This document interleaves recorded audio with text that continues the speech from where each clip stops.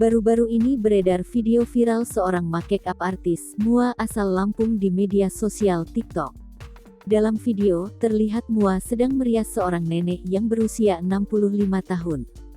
Pria yang diketahui bernama Rangga Juans ini bahkan menggunakan lakban untuk ditempelkan di atas dahi hingga bagian leher si nenek. Lakban itu digunakan untuk mengencangkan wajah seseorang. Video tersebut telah diunggah di akun TikTok Rangga Juans @ranggajuans. Hingga Selasa tanggal 11 Januari tahun 2022 siang, video yang diunggah Rangga telah dilihat lebih dari 1,5 juta pengguna. Rangga Juans adalah warga Lampung yang berprofesi sebagai make-up artis Mua. Saat dikonfirmasi, ia mulai merias ibu-ibu dan nenek-nenek saat pandemi COVID-19.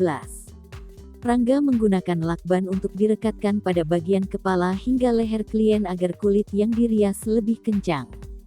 Awal mula buat video merias nenek-nenek karena sedang pandemi, daripada tidak ada kegiatan jadi iseng-iseng make-up ibu-ibu maupun nenek-nenek dan lainnya, katanya kepada tribunnews.com, Selasa, tanggal 11 Januari tahun 2022. Kemudian, biar lebih menarik perhatian publik untuk area wajah yang kerut aku kencangan dan aku tarik pakai lakban, selotip. Sehingga kerutannya tidak terlalu nampak, imbuhnya. Lebih lanjut, Rangga menjelaskan, awalnya ia mencari seorang nenek yang akan diriasnya.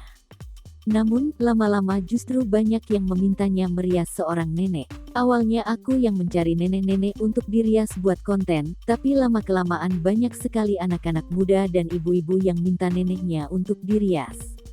Bahkan, kata Rangga, pernah ada yang memintanya untuk merias seorang nenek dan membayar separuh harga pengantin.